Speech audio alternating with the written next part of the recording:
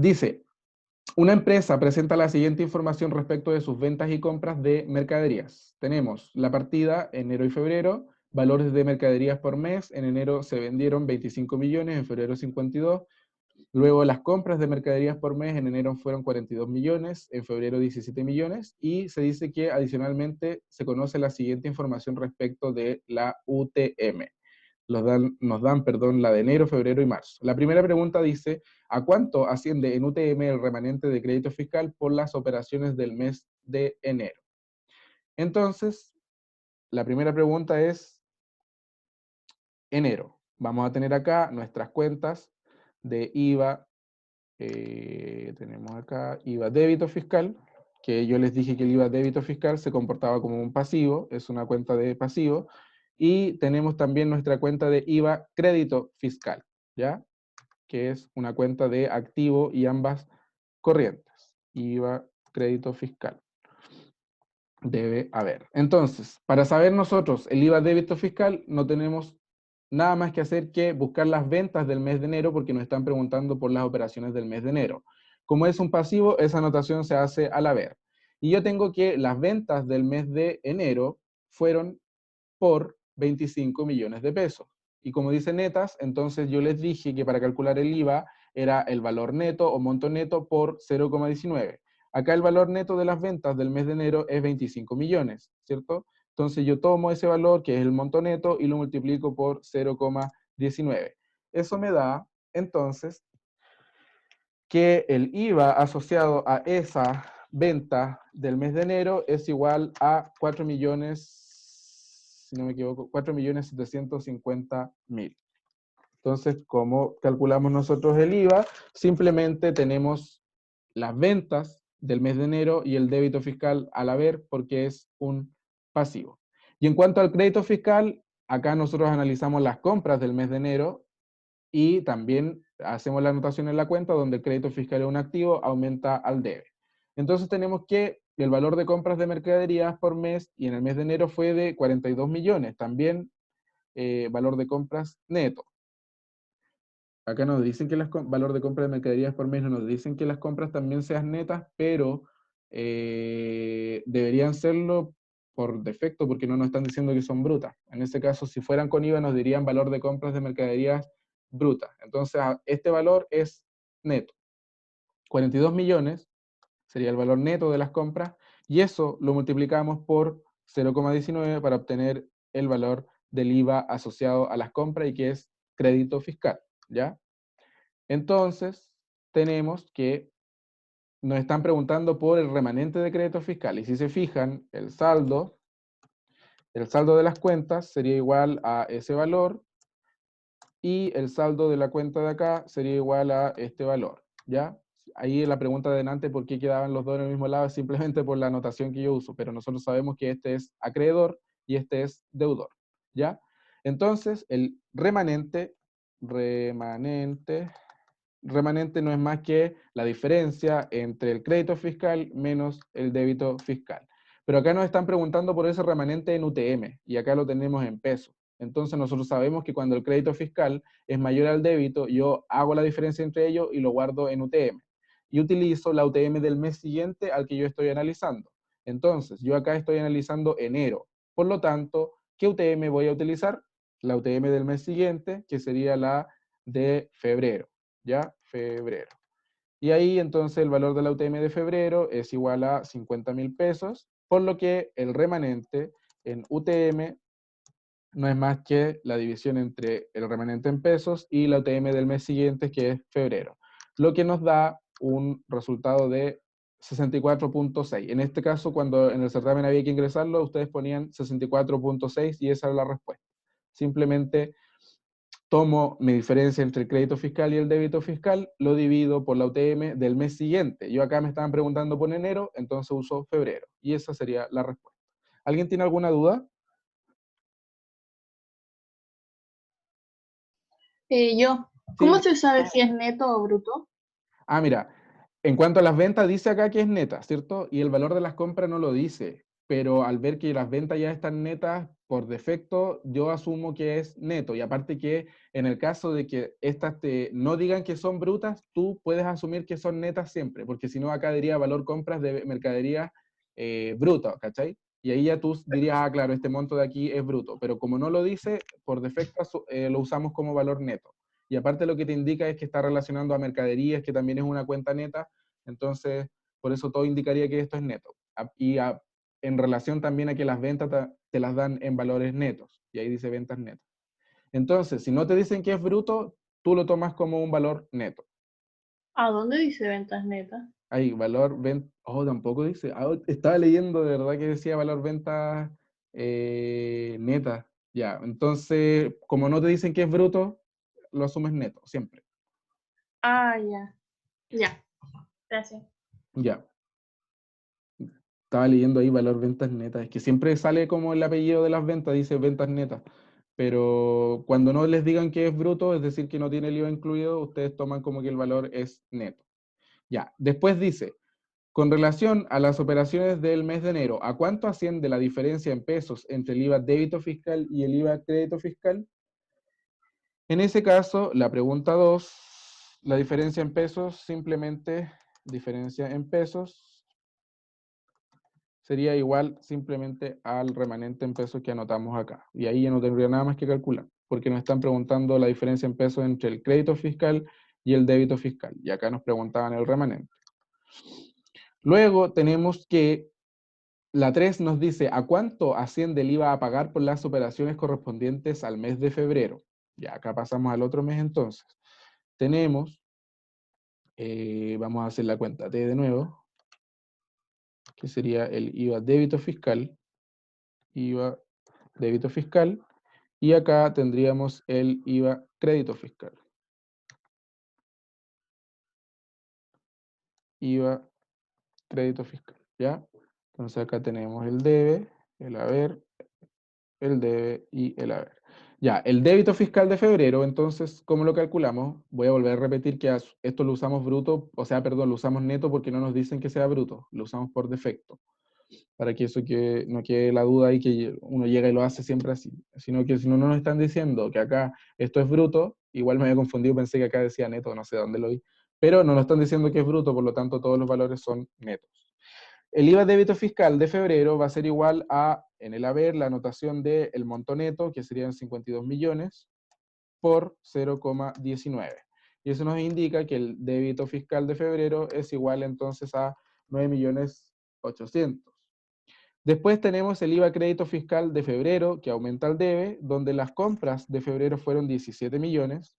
Entonces, eso lo multiplicamos por 0,19 y nos indica que el crédito fiscal de febrero es ese monto de ahí. Pero acá esto no está listo, porque nosotros nos quedó un remanente de IVA crédito fiscal en enero. Entonces, para traerlo a febrero, yo voy a tener que hacer lo siguiente. Simplemente voy a decir que yo tenía 64,6 UTMs de IVA remanente crédito fiscal y ahora para traerlo a febrero utilizo la UTM del mes siguiente al que estoy analizando y yo ahora estoy analizando febrero. Entonces, estas 64,6 UTM las multiplico por el valor de la UTM de marzo, que son 52.000, y ahora sí tengo el valor total de mi cuenta crédito fiscal. Vuelvo a repetir. El primer valor que está anotado acá es el valor de las compras de mercadería del mes de febrero, el 19% obviamente asociado al IVA, y también tengo que traer a valor de febrero el valor de remanente crédito fiscal en UTM que tenía de enero.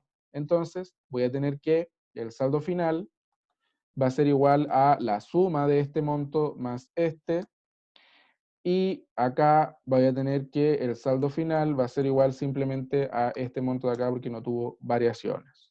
Entonces, ya nos damos de inmediato cuenta que la diferencia entre el IVA crédito fiscal y el débito fiscal está a favor del débito, es decir, voy a tener que pagar. Y simplemente lo que tengo que pagar es ese monto menos el monto de acá. Y esa sería la respuesta correcta. Iba a pagar 3.290.800. ¿Alguien tiene alguna duda con eso?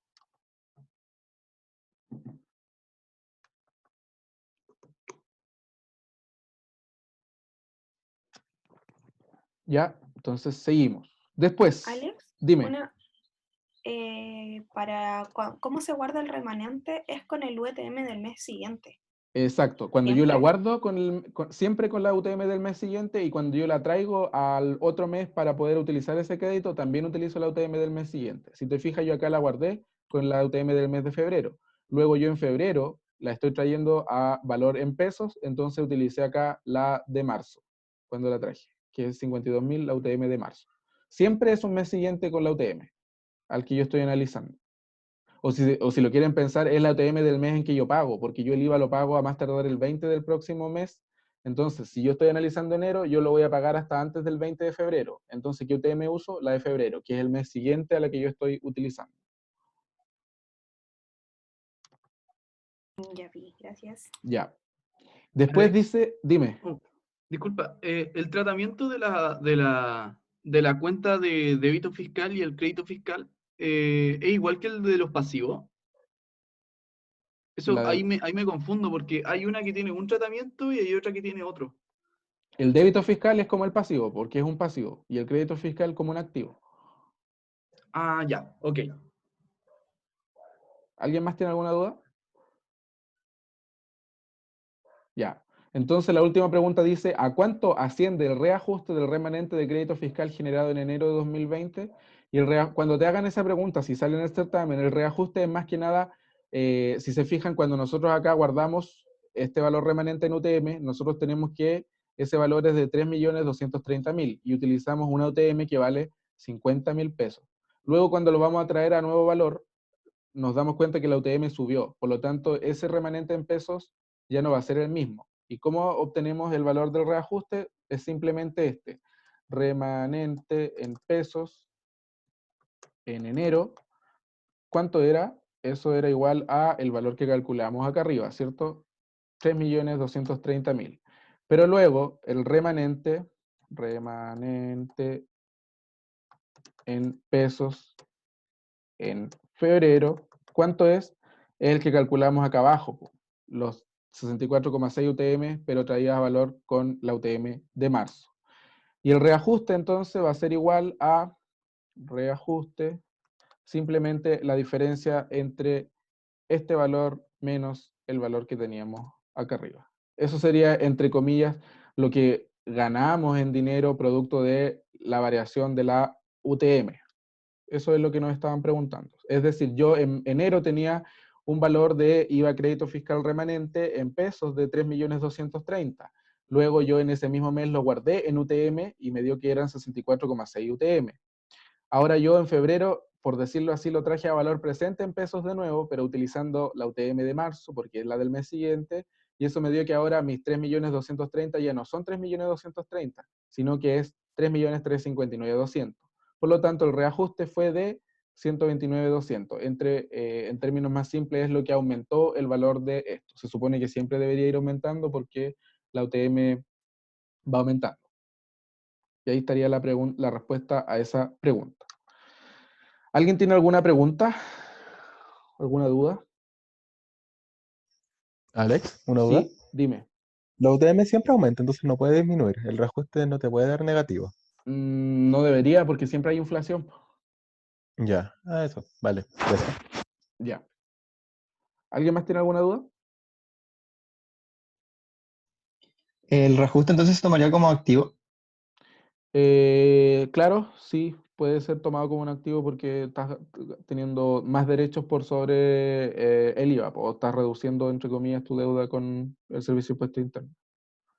Pero así como en específico no lo tendríamos que tratar y agregarlo en el balance general. Solo estamos diciendo que es como un saldo a nuestro favor. Ya, perfecto. ¿Alguien más tiene alguna duda? Siento que me quedé como medio pensando en el ejercicio 1, así que ese lo voy a ver de nuevo, lo voy a buscar y quizás después voy a subir un video solo con ese ejercicio, porque me quedé pegado ahí, como que estaba muy enredado. Así que eso, ya, pero continuemos con los otros ejercicios. Después acá tenemos, dice, la pregunta 3 también de certamen online, dice, la empresa HDEIRL, Empresa Individual de Responsabilidad Limitada, ¿qué significa eso? Presenta los totales débitos y créditos en sus cuentas al 31 del 12 del 2018. Nos dan estas que son dos partidas del balance de 8 columnas, donde nosotros sabemos que el total de ambas columnas son iguales, acá lo comprueba, 27 millones para ambos lados, y lo que nos están preguntando es el resultado antes de impuestos de la empresa, el total de activo corriente, el total de pasivo corriente, el patrimonio de la empresa, considerando el resultado antes de impuestos. Entonces, ¿qué vamos a hacer? Vamos a copiar esta tabla, espero se copie bien en el Excel. Ya. Copiar. Me equivoqué, era pegar. Copiar.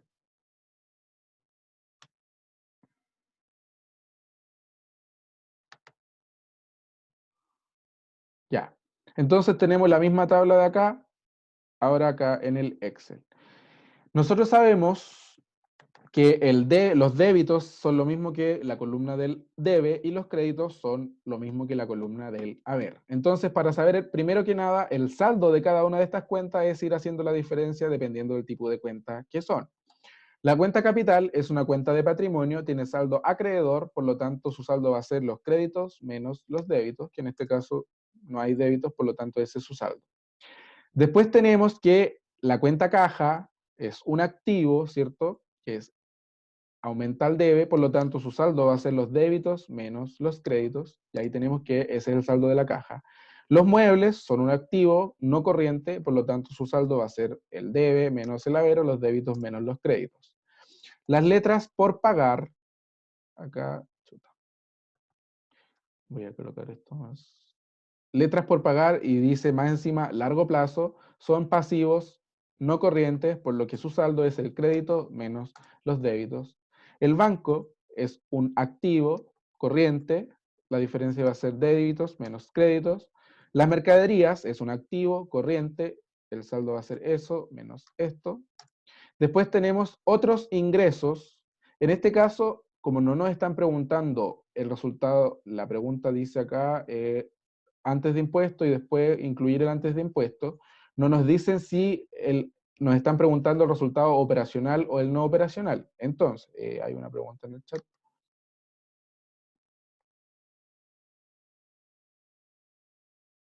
Teresa, dijiste sí, por favor.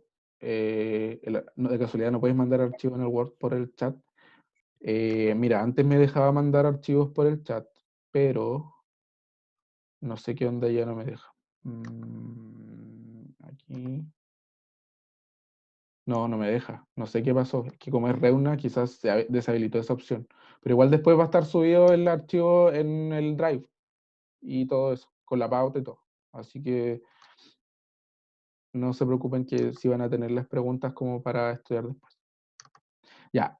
Después lo que le estaba diciendo, que otros ingresos, en este caso, esto yo lo consideraría como una partida no operacional. Para el ejercicio no es relevante porque no nos están diciendo que clasifiquemos entre no operacionales u operacionales, pero nosotros siempre los ingresos que veíamos eran ingresos por venta, que es operacional. Por lo tanto, vuelvo a repetir, en este ejercicio, saber si esto es no operacional o u operacional no es relevante.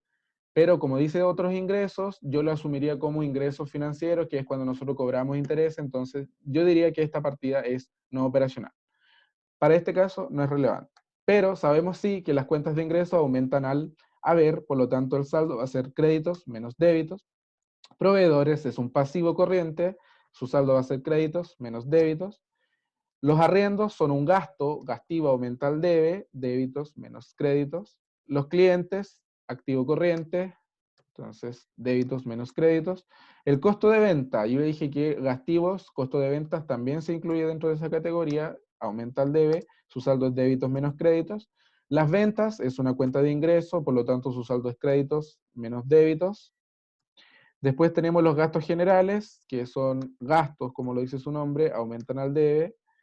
Después tenemos las letras por cobrar, donde las letras por cobrar son activos, activos corrientes, y su saldo es el débito menos el crédito, y finalmente entonces tenemos el saldo total de cada una de estas cuentas. Después nos están preguntando el resultado antes de impuestos. Cuando nos están preguntando eso, entonces nosotros hacemos un resultado operacional y lo obtenemos a partir de un estado de resultados, ¿ya? 1. Acá tendríamos entonces el estado de resultados, que sería este valor de acá, estado de resultados, donde la primera partida son las ventas, y nosotros ya calculamos el saldo de las ventas, lo tenemos ahí, ¿cierto? Después de las ventas, ¿qué viene? El costo de ventas. Entonces,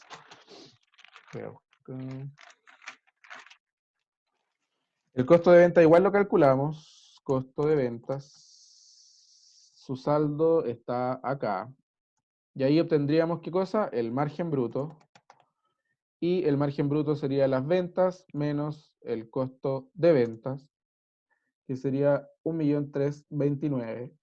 Después de eso vendrían los gastos operacionales, donde tenemos gastos generales, y esos gastos generales serían igual a este valor de acá, donde ahí obtendríamos el margen operacional, y el margen operacional sería igual a el margen bruto, y creo que acá me falta arriendo, sí, ahí otro gasto operacional, perdón. Entonces tendríamos los arriendos como gastos operacionales también, que tienen un valor de 900.000 pesos, y después tendríamos ahora sí nuestro margen operacional, que sería igual a el margen bruto menos los gastos generales y menos los arriendos, ¿ya? Finalmente, como yo les dije que los ingresos lo iba a considerar no operacional, acá tendríamos otros ingresos, que estos generalmente están relacionados con el cobro de intereses. Es decir, yo como empresa, unos clientes me deben una cierta cantidad de dinero, yo le cobro intereses, por lo tanto ahí me generan otros ingresos que son fuera de explotación. Entonces acá yo coloco estos montos que está asociado a otros ingresos, que es ese valor de ahí, lo que finalmente me da la UAI, o utilidad antes de impuesto, o resultado no operacional, donde sería el margen operacional más los otros ingresos. Acá se suman. Si acá dijera otros gastos, podría hacer relación con los gastos financieros, que es cuando nosotros pagamos intereses y ese monto acá iría restando. Pero en este caso está como ingreso no operacional, entonces está sumando. Y la respuesta entonces a la primera pregunta sería res antes de impuesto o utilidad antes de impuesto sería igual entonces a el valor de acá. Esa era la respuesta a esa pregunta. ¿Alguien tiene alguna duda?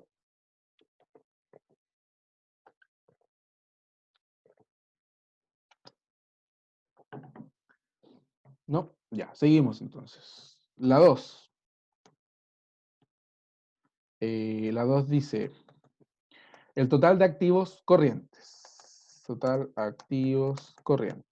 Ya, acá, si me pueden ir nombrando, por favor, los activos corrientes para que vayamos viendo si ya entendemos esa clasificación. ¿Cuáles de los que hay acá son activos corrientes?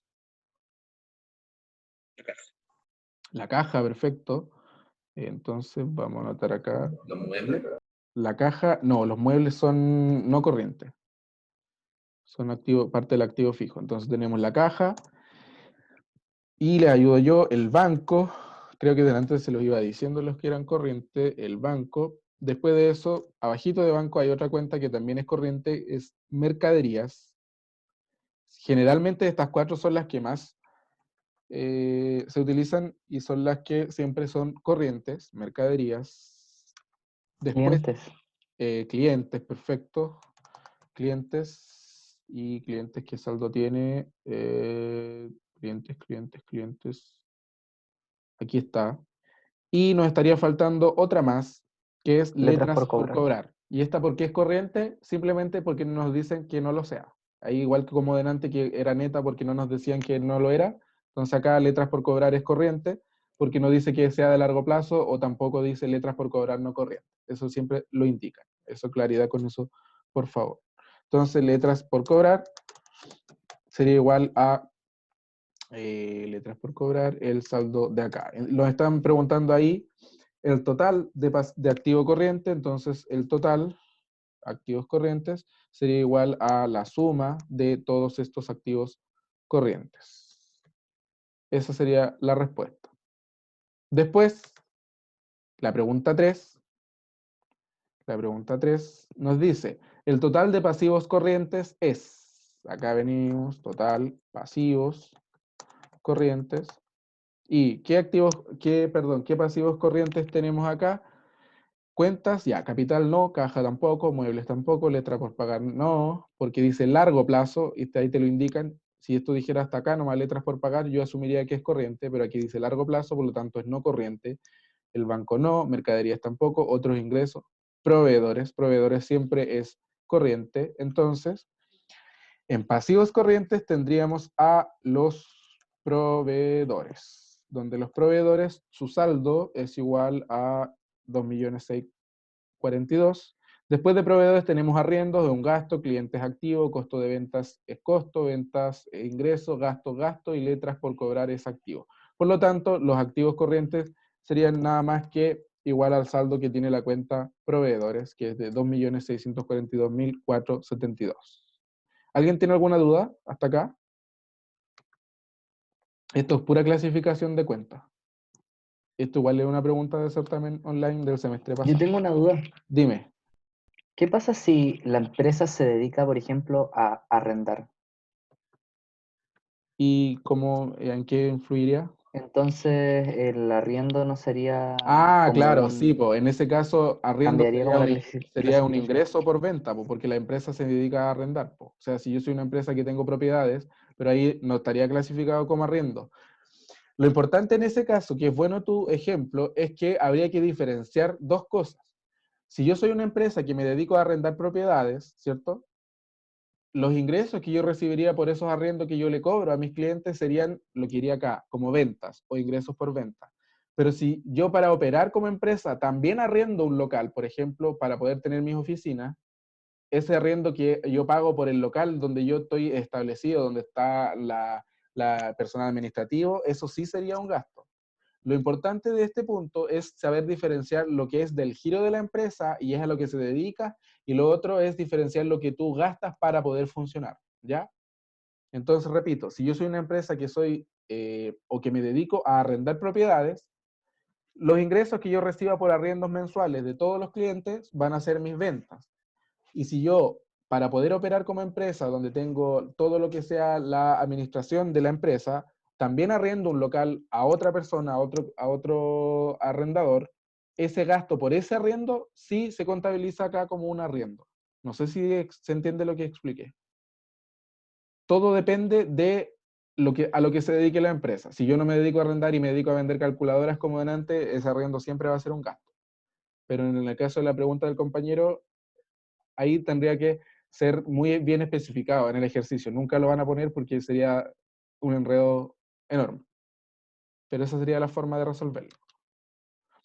¿Qué dice acá? ¿Cómo se discrimina de lo corriente y lo no corriente? Mira, lo corriente siempre es lo que cambia más frecuentemente, lo más líquido. Es decir, lo que tiene siempre variaciones en su saldo. Si tú te fijas, y esto como dato, lo corriente en activos siempre van a ser la caja, el banco, mercaderías, clientes. Siempre esas 4 cuentas de activos son corrientes.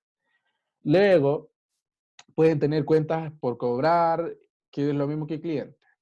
En el caso de los pasivos, lo corriente también se tiene que ver con la variación que tienen esta. Y en el caso de los pasivos, los que son corrientes siempre son proveedores, letras por pagar de corto plazo. En ese caso, cuando hablamos de letras por pagar, o de letras por cobrar, o documentos por pagar, o documentos por cobrar, importante esto, si no me dicen el apellido, es decir, si no me dicen de largo plazo, o si no me dicen que son no corrientes, yo siempre las voy a tomar como corrientes. Por ejemplo, lo que hicimos acá, letras por cobrar acá nos dicen que son de largo plazo o que no son corrientes, por lo tanto, sí son corrientes. Pero si te fijas, arriba, las letras por pagar acá sí me dicen que son de largo plazo, por lo tanto yo sé que son no corrientes. Entonces, lo corriente es aquello que tiene una variación menor a un año, es decir, de corto plazo.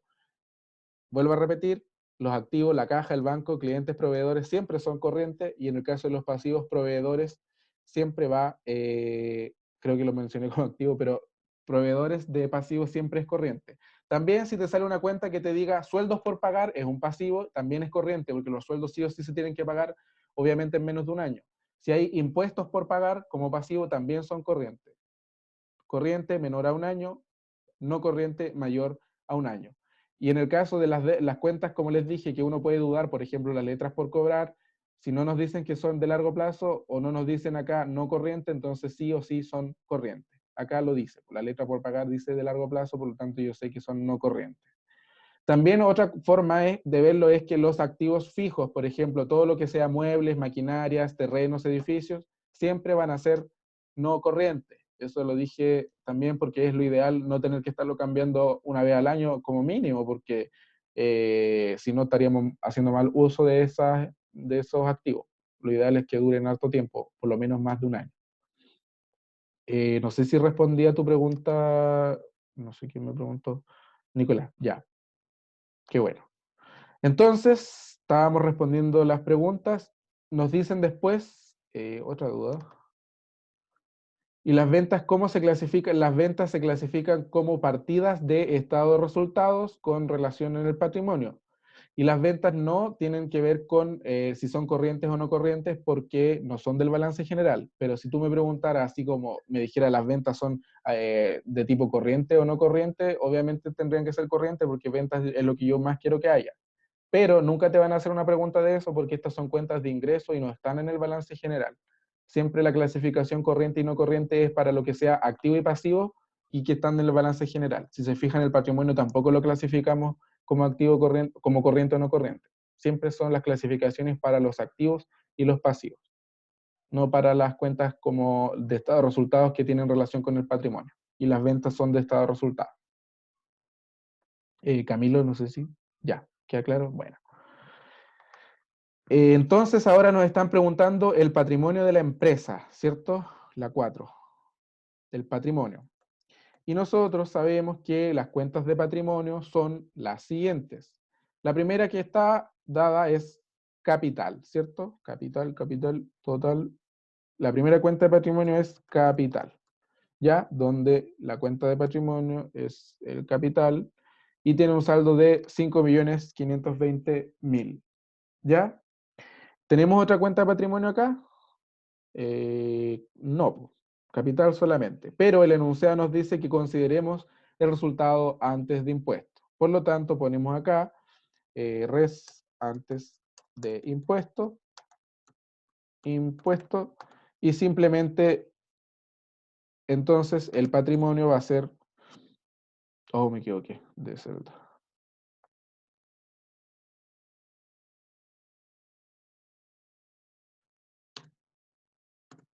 Era abajo. Era acá. Entonces, en el patrimonio ponemos el resultado antes de impuesto y ese resultado es por el valor que teníamos acá arriba, 151.506, y entonces el patrimonio es igual a el capital más el resultado antes de impuestos. Acá ni siquiera tenemos utilidades acumuladas, por lo tanto no teníamos nada más que sumar. Era simple, si se dan cuenta, era llegar y hacer lo que te dice el enunciado. Si se dan cuenta, haciendo una cosa como el estado de resultados, por ejemplo acá, nosotros llegamos al tiro a varias respuestas. Y después en la clasificación de activos corrientes y pasivos corrientes, simplemente saberse bien qué tipo de cuenta estamos trabajando. Más que eso, no es mucha la dificultad y ver que, de acuerdo a la cuenta, los débitos menos los créditos, en el caso de los activos, los gastos y los costos, y en el caso de las otras cuentas, como de cuentas de patrimonio, pasivos, el saldo se va a obtener como los créditos menos los débitos, o el haber menos el debe. ¿Alguien tiene alguna pregunta? No, nada, disculpa. Ah, ya, no te preocupes. Ya, después pasamos a la pregunta 4, que esta es un poco más tediosa porque tiene que ver con tratamiento de existencias, que seguramente no todos lo han visto. De todas maneras, esta semana la ayudantía que voy a realizar es de esta materia en los bloques que corresponden a miércoles 9-10 y viernes 9-10. Entonces, esta pregunta dice, la empresa Mentiras Verdaderas, Sociedad Anónima, presenta el siguiente movimiento para la única mercadería que comercializa para el mes de abril de 2019. Acá nos dan una serie de variaciones y nos dicen que la información adicional es, el precio de venta es de 7.500 más IVA cada unidad. Dice, todas las operaciones, tanto de compra como venta realizadas durante el mes fueron al crédito simple y la empresa valoriza su existencia a través del promedio móvil. Existen 3 métodos de valorización de existencia que se ven acá. Uno es PEPs, primero en entrar, primero en salir. El segundo es WEPs, último en entrar, primero en salir. Y el tercero es promedio móvil, que se va haciendo un promedio ponderado de las existencias que van quedando en inventario.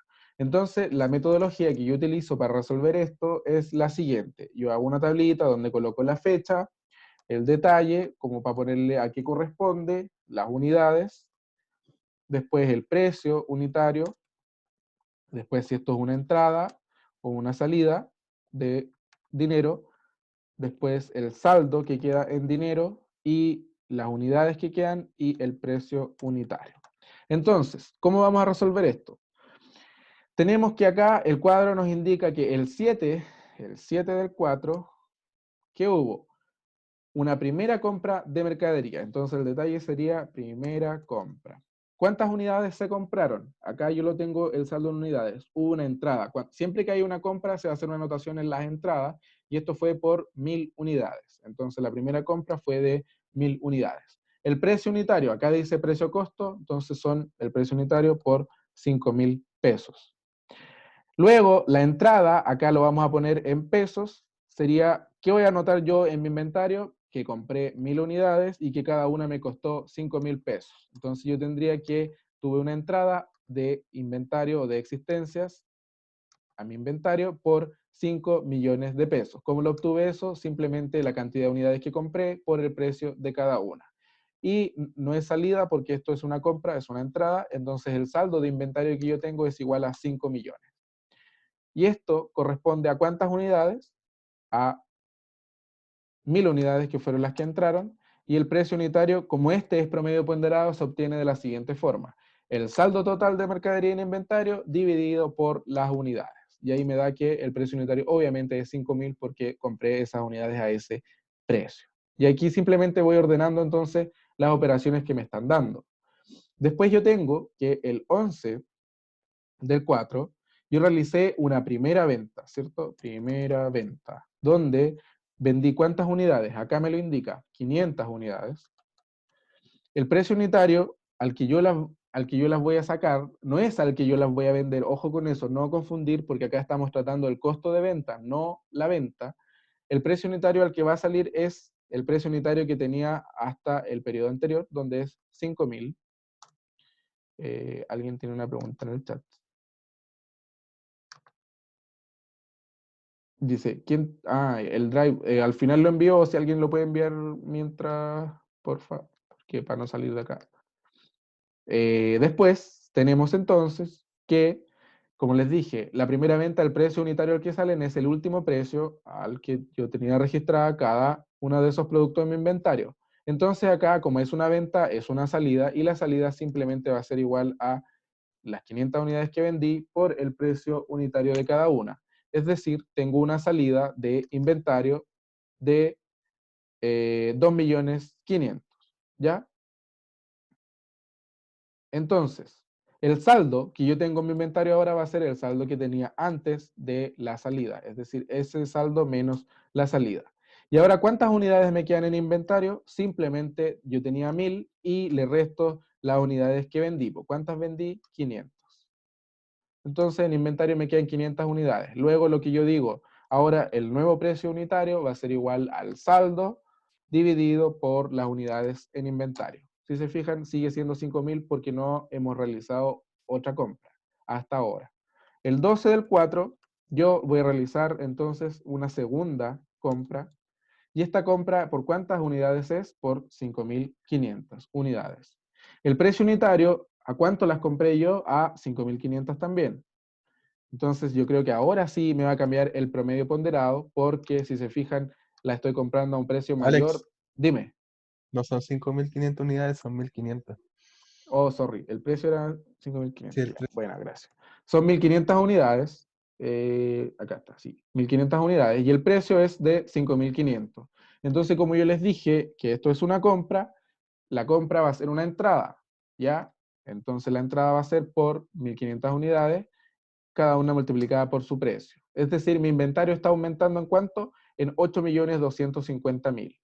Luego, el saldo de mi inventario va a ser igual al saldo anterior más la entrada, porque yo estoy comprando productos. Entonces yo ahora tengo en inventario un total de 10.750.000 pesos. ¿Y cuántas unidades son estas? Las unidades que tenía antes más las 1.500 que estoy comprando ahora. Y eso simplemente me dice que el nuevo precio unitario va a ser el saldo final dividido en las unidades que tengo en inventario, y si se fijan, el precio unitario cambió. Y eso, por eso es un promedio ponderado, porque simplemente cada unidad aporta en el porcentaje con su precio. Luego tenemos que hubo una devolución de compra, el 13/4, una devolución de compra, y esta devolución de compra fue por 500 unidades, devolución de compra, 500 unidades, y el precio unitario de devolución de compra es al mismo precio en que yo la compré. Y esta devolución de compra es de la del 7 de abril, es decir, de esta compra, y el precio unitario de esa compra era 5.000. Cuando yo realizo una devolución de compra, esa anotación se hace en la entrada, pero con un signo negativo, o una menos entrada. Entonces, esto sería igual a menos las 500 unidades por el precio de cada una. Y esto me indica que de mi inventario va a salir esto de la compra que yo había realizado.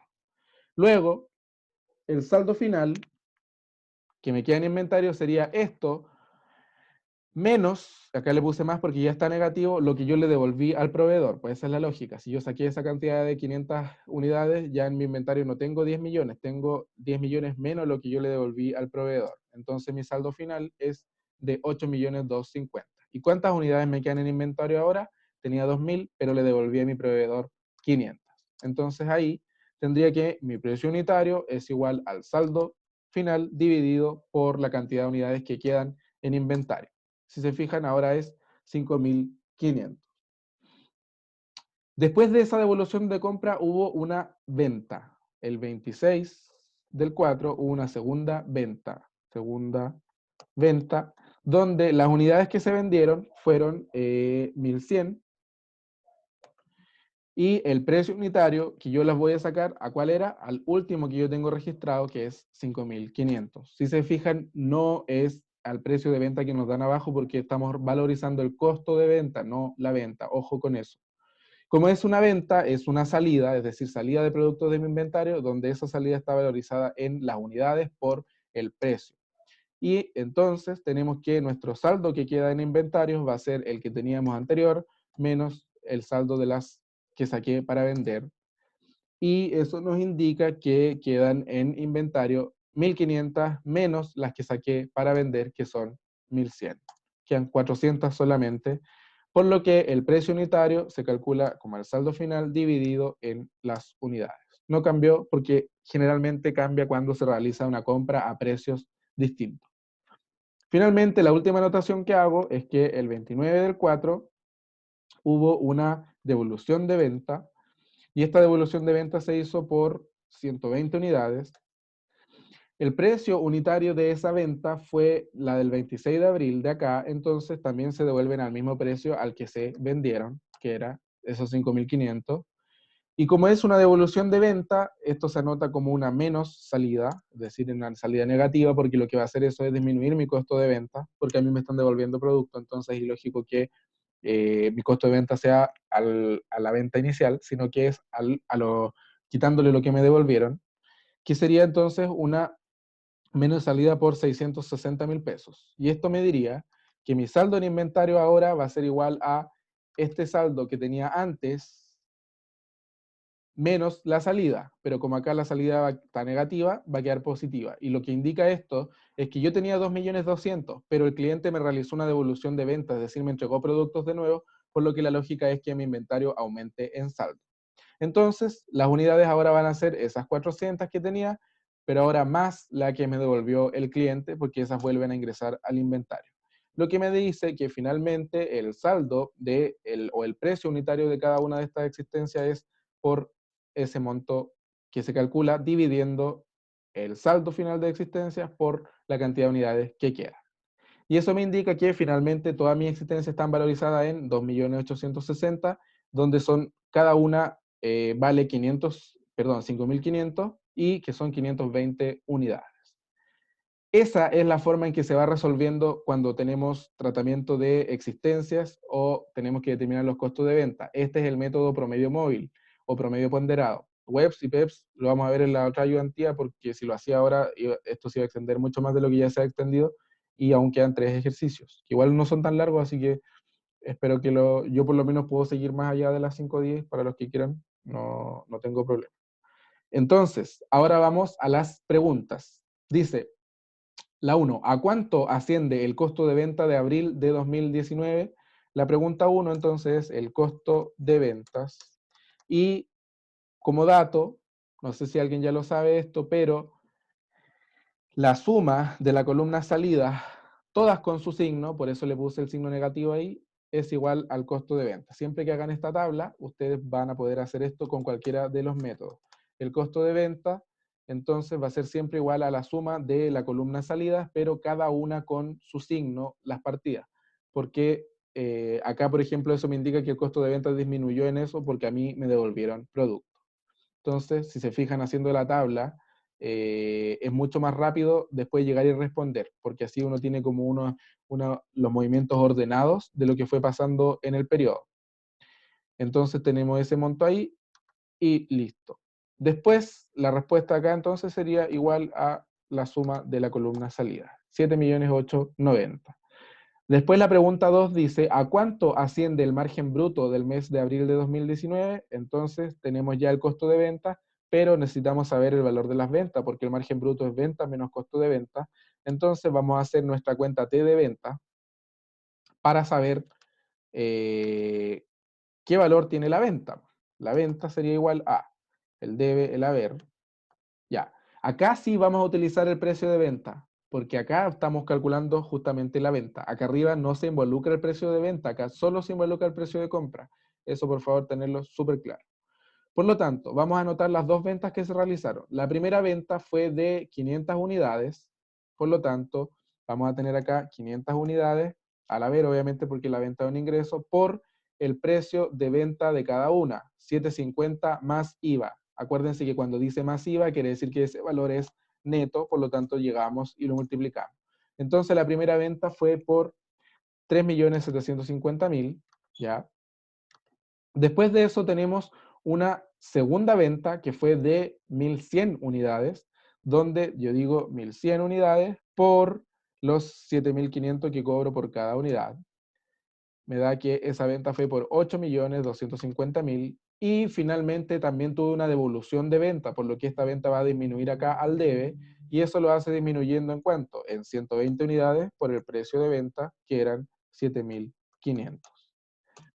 Entonces, tenemos que esa devolución de venta significó que mis ventas disminuyeron en 900.000 pesos. Entonces, el saldo de mi cuenta ventas va a ser igual a la suma del haber menos el debe, obviamente porque es cuenta de ingreso.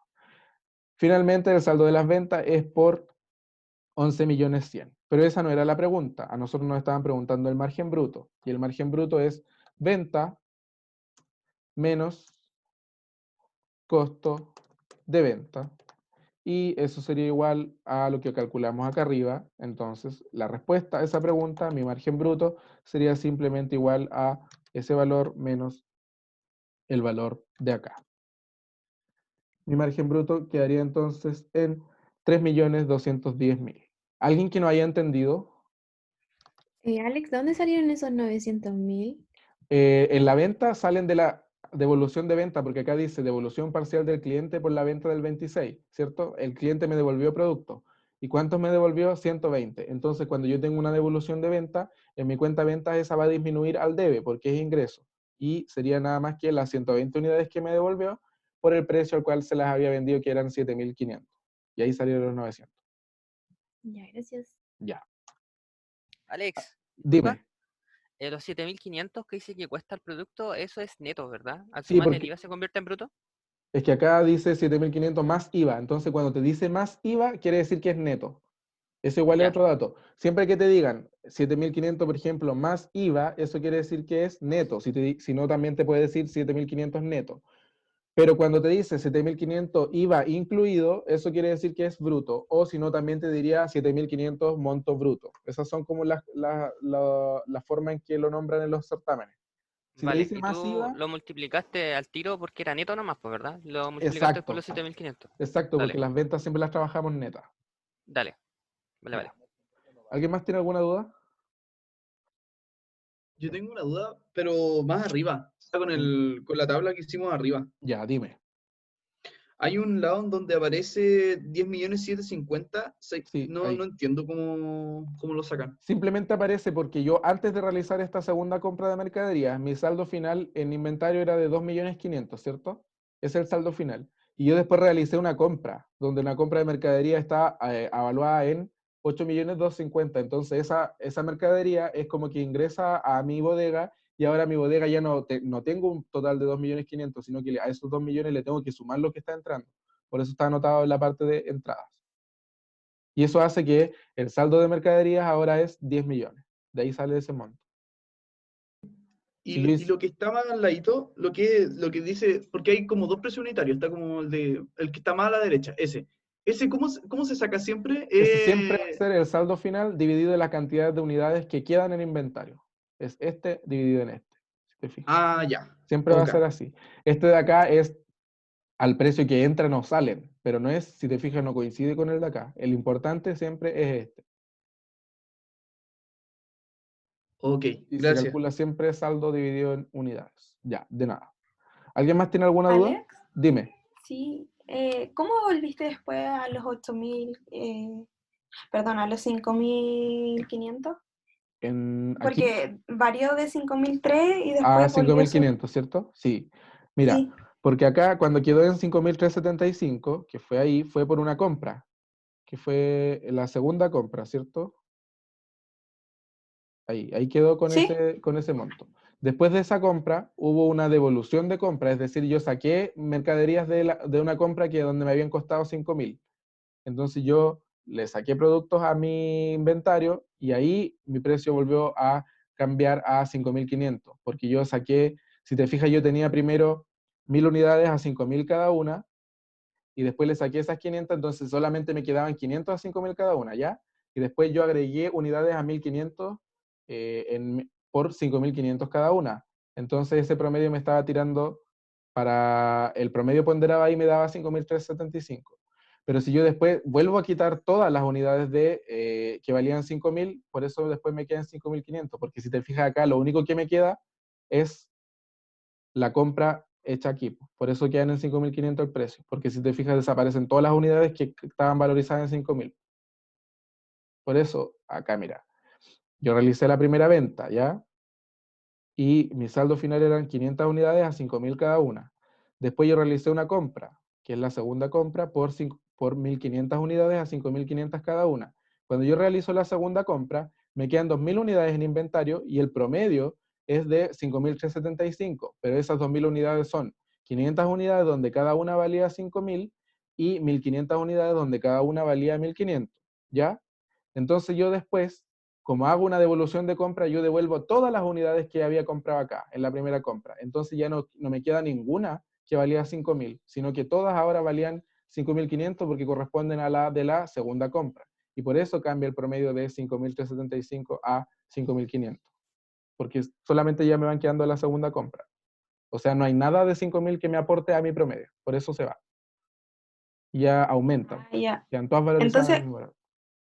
entonces, cada vez que yo haga una devolución de una compra que yo haya hecho, las devuelvo al precio que me las vendieron. Exacto, y cada vez que tú te realicen una devolución de venta, te las devuelves al precio en que las sacaste. Siempre es eso. Ya, Eso para perfecto. cualquier Ya. método. Eso es para cualquier método. Lo único que cambia en los otros métodos es la prioridad que le damos. Es decir, si queremos que me devuelvan las que eran más antiguas o las más nuevas. Esa es la única diferencia.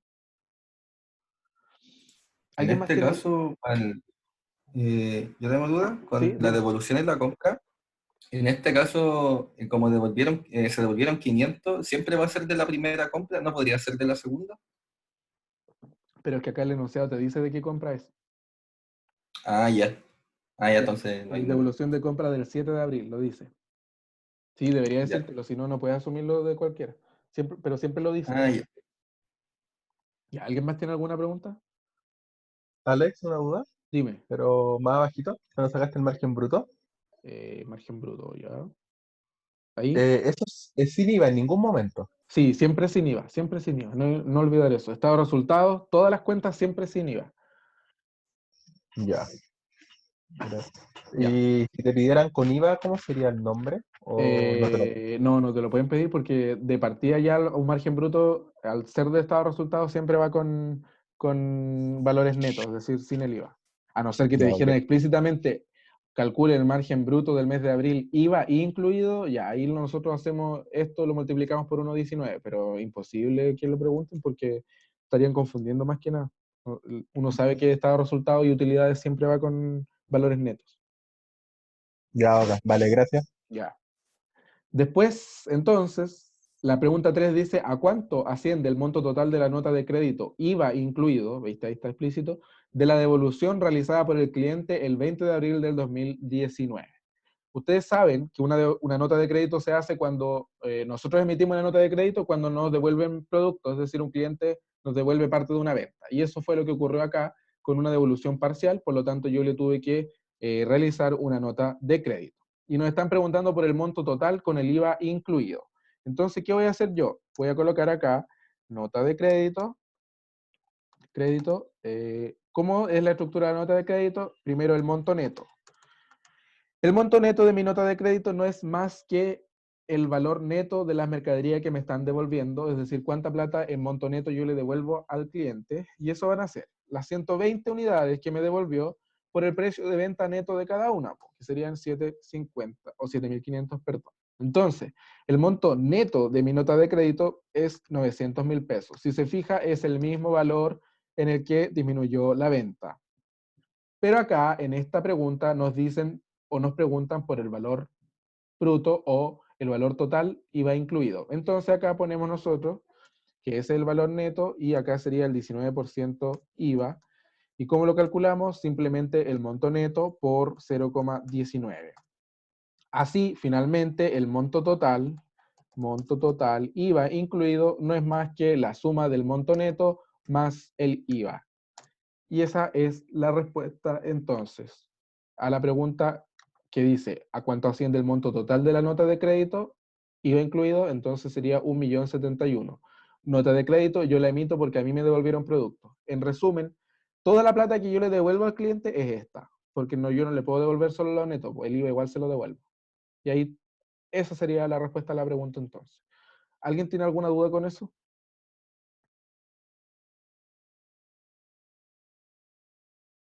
¿No? Ya, entonces, la 4 es llegar y responder. Dice, ¿a cuánto asciende el valor en pesos de las mercaderías en existencia el 30 de abril de 2019? Entonces, sería simplemente valor en pesos. Las notificaciones. Valor en pesos. Ese valor en pesos no es más que el valor final que yo tengo en el saldo en esta columna, que es este. Ese es el valor en pesos final de mi mercadería. Si a mí me dijeran, ¿cuántas unidades quedan? 520. ¿Cuál es el precio unitario? 5.500. ¿Y cuánto es el valor total en pesos de la existencia o de la mercadería? Ese valor de ahí. 2.860.000. Siempre que hagan esa tabla y les pregunten el valor o el saldo final de la cuenta de mercadería en existencia, sería igual a, sería igual a ese último valor registrado, que es 2.860.000, es igual al valor que está en esta columna de acá, saldo, este. Lo voy a dejar ahí pintado amarillo. Siempre que pregunten eso, esa va a ser la respuesta. Por eso yo hago esa tablita, quizás ustedes pueden encontrar otra forma de ir haciéndolo de otra manera, pero es como lo que yo hago. ¿Alguien tiene alguna duda? Ya, pasamos a la pregunta 5 entonces. Estas son más cortas, así que ya no nos queda mucho por resolver. Dice, la sociedad PEIPA se crea con un capital social de 120 millones de pesos el 2 de enero del 2019. Al 31 de diciembre del 2019, el saldo final de las siguientes cuentas es: cuentas obligadas de 25 millones, saldo deudor. cuentas particulares de 30 millones saldo deudor y utilidades retenidas de 50 millones saldo acreedor. Entonces, ¿qué tengo yo? Tengo que determinar el monto del patrimonio al 31 de diciembre del 2019, determinar el monto del capital pagado y determinar el monto del capital a enterar. Lo primero que yo tengo acá es que las cuentas obligadas, como ya les expliqué en las ayudantías, las cuentas obligadas son aquellas partes del capital que yo como socio tengo que pagar sí o sí, que yo quedo debiendo. Por ejemplo, si yo tenía que pagar 7 millones de capital y solo pude pagar 3, van a quedar 4 millones que los voy a tener que pagar después, y eso es una cuenta obligada. Eso también se le llaman contracuentas de patrimonio. ¿Por qué tienen, por eso tienen ese saldo deudor? Contracuenta de patrimonio porque hacen o tienen el comportamiento contrario a las cuentas de patrimonio que aumentan al haber, entonces la cuenta obligada al ser contracuenta aumenta al debe. Las cuentas particulares, por su parte, son los retiros de utilidades que hacen los socios durante un periodo. Y también funcionan como contracuenta de patrimonio, es decir, aumentan al debe, y estas dos, las cuentas obligadas y las cuentas particulares, disminuyen el valor del patrimonio. Entonces, la primera pregunta dice, 1, determinar el valor del patrimonio. La primera cuenta que tenemos acá es el capital, ¿ya? Que el capital tiene un saldo de 120 millones, ese es el capital, ¿ya? Que no tiene modificaciones porque el ejercicio no nos dice nada que se haya hecho una modificación de escritura o algo así. Entonces el capital va a ser siempre 120 millones de pesos. Y ahora trato las otras cuentas. Esta la voy a poner entre paréntesis, porque yo les he dicho que las cuentas obligadas son contracuentas de patrimonio, por lo tanto, disminuyen el valor del patrimonio, y cuando algo disminuye o va negativo, uno lo coloca entre paréntesis. Entonces, las cuentas obligadas tienen un saldo deudor, porque es contracuenta de patrimonio, por 25 millones de pesos, ¿ya? 1, 2, 3. Eso quiere decir que el socio, al momento de pagar o enterar el patrimonio, solamente pagó una parte y quedó debiendo 25 millones de pesos. También tenemos la cuenta particular, donde la cuenta particular es igual a el retiro que hicieron los socios de utilidades y que disminuyen también el valor del patrimonio porque son una contracuenta, tienen saldo deudor, aumentan al debe, y este saldo es por 30 millones de pesos. 30 millones de pesos. Y finalmente también tenemos las utilidades retenidas, y si se fijan acá tienen saldo acreedor porque estas sí son cuentas de patrimonio, aumentan al haber, tienen saldo acreedor, y son 50 millones de pesos en utilidades retenidas. Con esto, ya simplemente ordenados los datos, podemos calcular el patrimonio total de la empresa. Ya, entonces el patrimonio total va a ser igual a los 120 de capital menos, esto es importante, la cuenta obligada, menos la cuenta particular y más las utilidades retenidas. Y eso me da que el patrimonio total de la empresa es de 115 millones. ¿Alguien que no entendió cómo se hizo esto?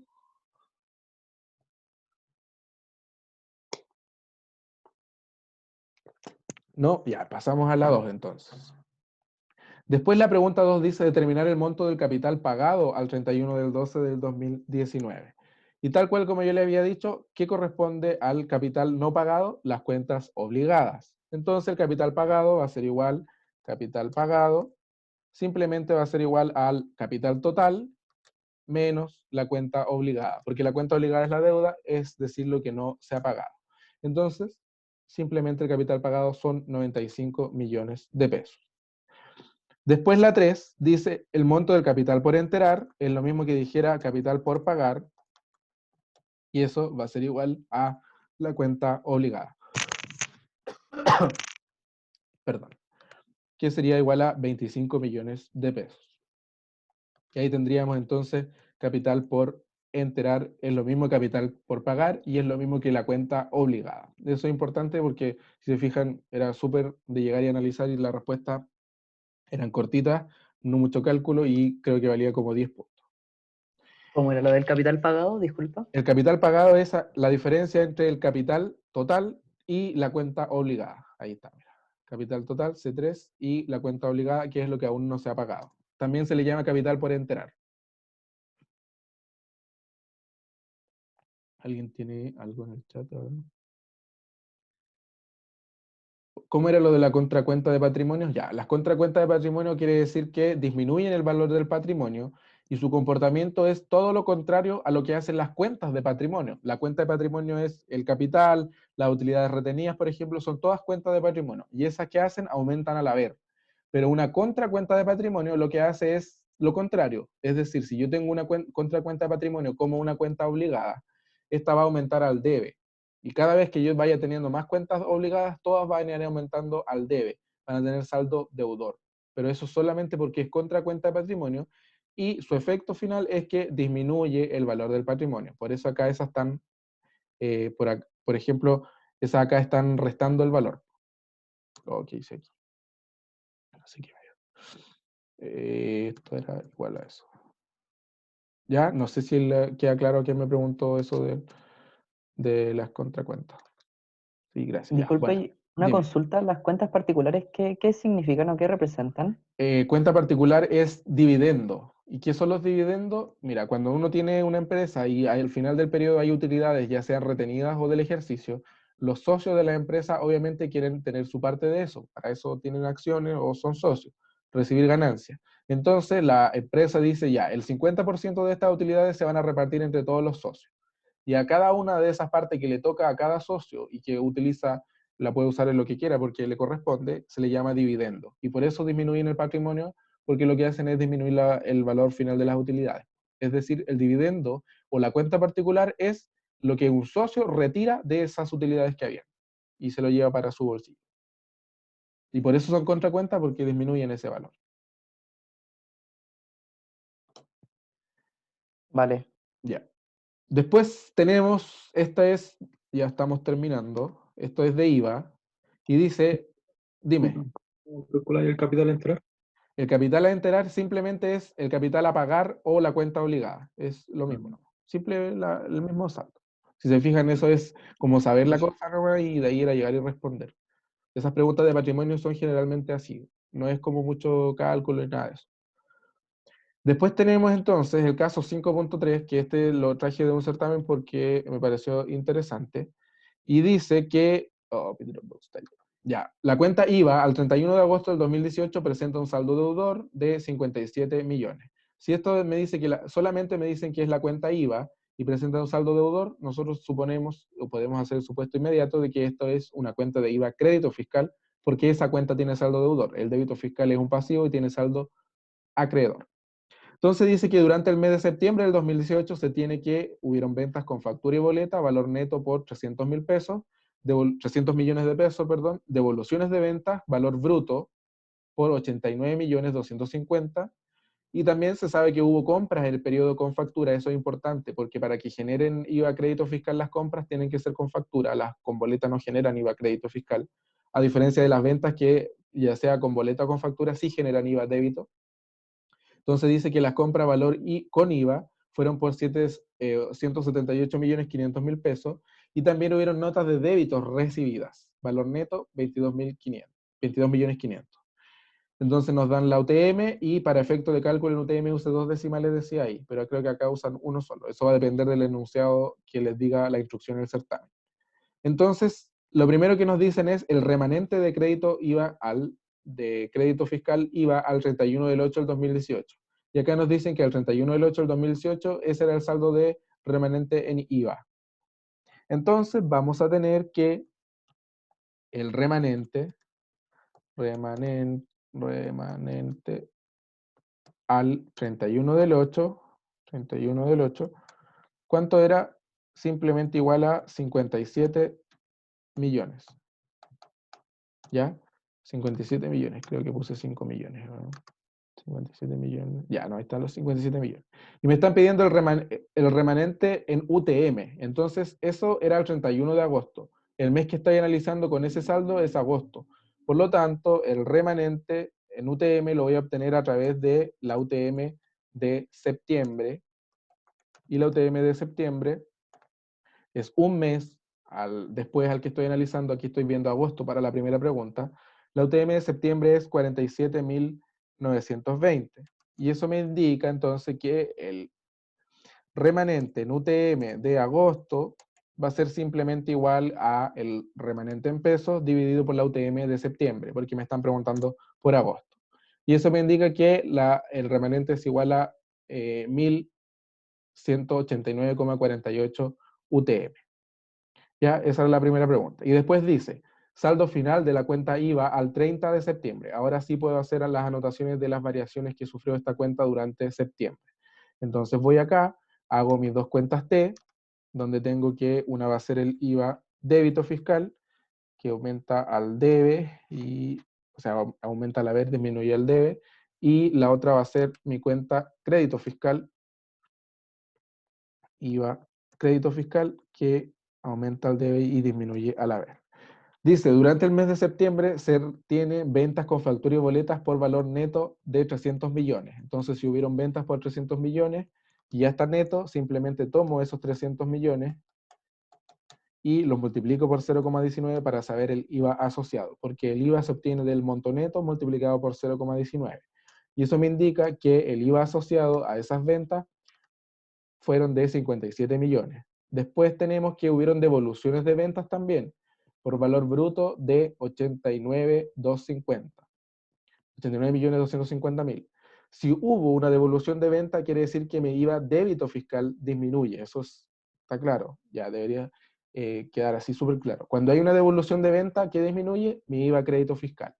¿Y en cuánto disminuye? En el monto neto de esa devolución por 0,19. Pero acá nos dan el valor bruto de la devolución, por lo tanto, esos 89.250.000 los divido por 1,19, lo que me indica que ahí ya tengo el monto neto, y una vez que tengo el monto neto lo multiplico por 0,19, por lo que el IVA asociado a esa devolución es simplemente igual a este monto de acá, que es 14.250.000.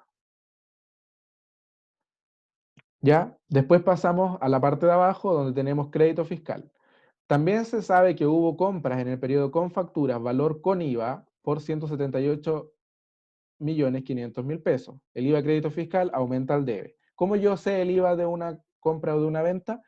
El monto neto por 0,19. Pero estos 178.500 están acá en monto bruto, porque dice valor con IVA. Entonces, ¿qué hacemos? Lo dividimos por 1,19, obtenemos el valor neto. Lo multiplicamos por 0,19 y finalmente quedaría entonces el IVA asociado a esa compra, que es igual a 28.500.000 pesos.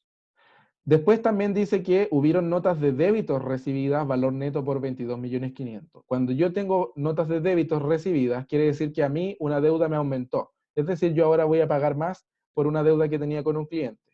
Y esto es importante, cuando recibo una nota de débito, ¿qué ocurre? Lo que aumenta es mi IVA crédito fiscal. ¿Y en cuánto aumenta? En el monto neto por 0,19. El valor neto de esa nota de débito es de 22.500.000. Por lo tanto, eso lo multiplico por 0,19 y eso me da cuánto IVA crédito fiscal me genera ese aumento de la deuda que lo trae contabilizado la nota de crédito. Y hasta aquí todo bien, pero también nos falta traer a valor presente un remanente que a nosotros nos quedó en agosto, ¿cierto? Y eso serían esas 1.189,48 UTM.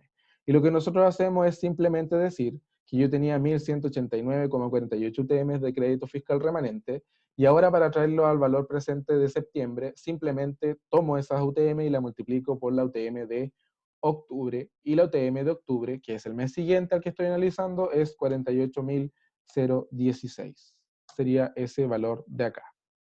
Entonces ahora sí, yo ya tengo todas las operaciones contabilizadas y puedo ver qué es mi situación de IVA al final del mes. El débito fiscal va a ser el haber menos el debe, y el crédito fiscal va a ser entonces la suma de todos estos montos de acá. Como ya se dan cuenta, el crédito fiscal es mayor al débito, por lo tanto nos va a quedar un IVA remanente y ese IVA remanente va a ser igual a este monto de acá menos este monto de acá. Y esa era la respuesta entonces, como la pedían en pesos, esa es la respuesta. Lo importante de acá es saber que devolución de venta, ¿qué me hace? Disminuye mi débito fiscal. Nota de crédito o nota de débito recibida, es decir, yo pagué más por una deuda, ¿qué hace? Aumenta mi crédito fiscal. Si yo como empresa emito una nota de débito, es decir, yo le estoy cobrando más a un cliente, aumenta mi débito fiscal. Y en el caso de las notas de crédito, si hay una devolución de venta, yo emito una nota de crédito, eso hace que disminuya mi débito fiscal. Pero si yo recibo una nota de crédito, es decir, yo devolví productos a mi proveedor, estoy pagando menos, por lo tanto lo que disminuye es mi crédito fiscal. Eso igual está en la PPT que yo tengo de apunte, así que ahí lo pueden ver después, o en los apuntes de los profes igual debería estar. ¿Alguien tiene alguna duda? Este remanente bueno, cuando dice te presenta un saldo deudor, ¿ese va anotado dentro de alguna de las dos cuentas que hiciste ahora? Un crédito fiscal, acá arriba. ¿Un crédito fiscal? Si yo lo Son los quisiera 20. anotar como partida de crédito fiscal, yo lo anotaría que ese fue el saldo final. Pero acá en este caso, como directamente te pedían el remanente, tú llegas y como es deudor, tú sabes al tiro que eso fue que la diferencia del crédito fiscal es mayor a la otra. Por eso quedó deudor. Ah, ok. Porque los créditos fiscal aumentan al debe y el débito fiscal aumenta al haber. Alex, disculpa, una Dime. pregunta. ¿La nota de débito siempre aumenta el debe en el IVA crédito fiscal? La nota de débito depende si tú la recibes o si tú la emites. Ah, ya. Si tú recibes una nota de débito, quiere decir que tú estás pagando más por una deuda o te cobraron intereses. En ese caso, aumenta al debe en el crédito fiscal. Pero si yo, como si fuera empresa, emitida, claro, si yo emito una nota de débito, quiere decir que yo estoy cobrando más por una deuda, que yo estoy cobrando intereses, por lo tanto, en ese caso, lo que aumenta es el débito fiscal. No se relaciona con el crédito fiscal. Por eso el punto de vista es si yo la recibí o si yo la emití. dale, vale, muchas gracias. Ya, de nada. Entonces, pasamos a la última pregunta, que también es de patrimonio. Y si se fijan, esta va a ser más o menos rápida porque estas de patrimonio no son tan extensas. Entonces, lo primero que tenemos acá es que nos dan esta cuenta, o sea, nos dan estas cuentas con su saldo de créditos y débitos. Entonces, ya. Nosotros sabemos que cuando nos dan esto tenemos que hacer el saldo de la cuenta. El capital social es patrimonio, por lo tanto su saldo es créditos menos débitos. Y no tiene nada los débitos, por lo tanto es 30 millones. La cuenta obligada, MM, es una contracuenta de patrimonio, por lo tanto su saldo va a ser débito menos crédito. Aumenta al debe, no olvidar eso. Ese va a ser el saldo final. La otra cuenta obligada, lo mismo. La cuenta particular también es un contracuenta de patrimonio, por lo tanto va a ser débito menos crédito. Y finalmente el resultado del ejercicio es cuenta de patrimonio, por lo tanto va a ser crédito menos débitos. Ah, no los tomó acá porque creo que están con otro.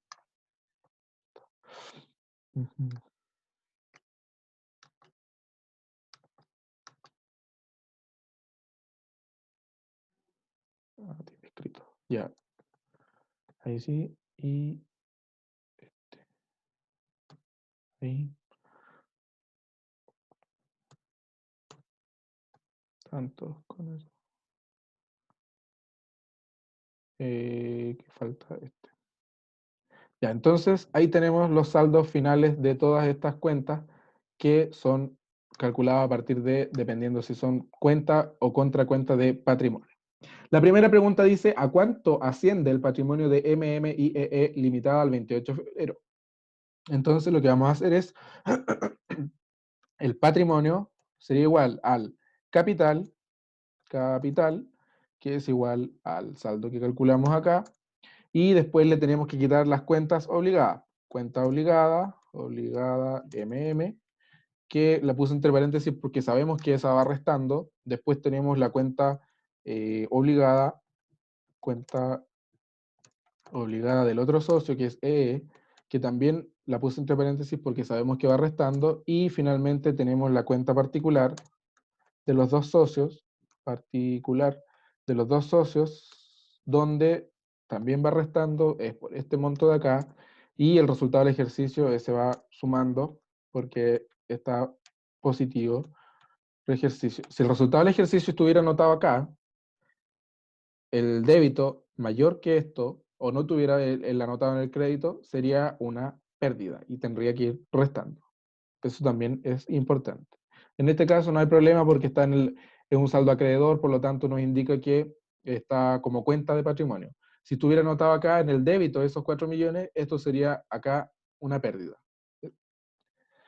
Entonces, el total patrimonio sería igual simplemente a capital menos la cuenta obligada, menos esa cuenta obligada, menos la cuenta particular y más el resultado del ejercicio. Lo que me da que el patrimonio total es igual a 19.600.000. ¿Alguien tiene alguna duda?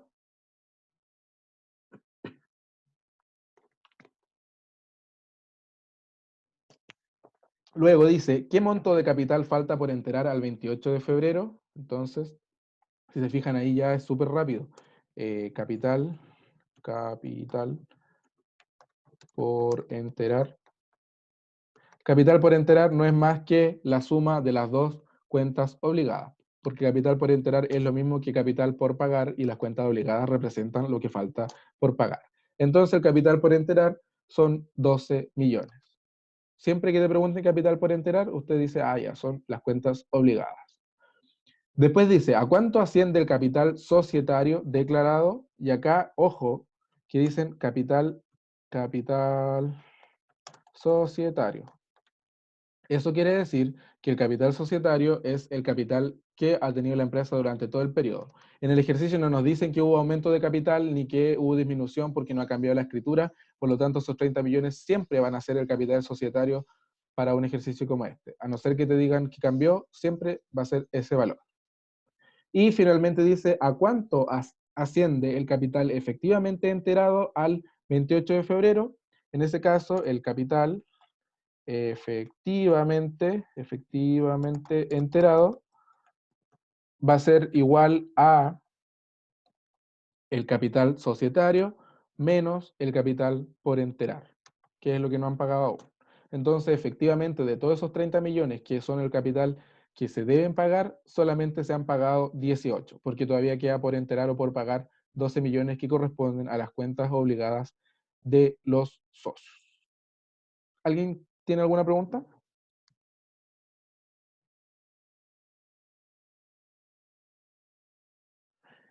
Ya, pues entonces, si no hay preguntas, esa sería la ayudantía extra.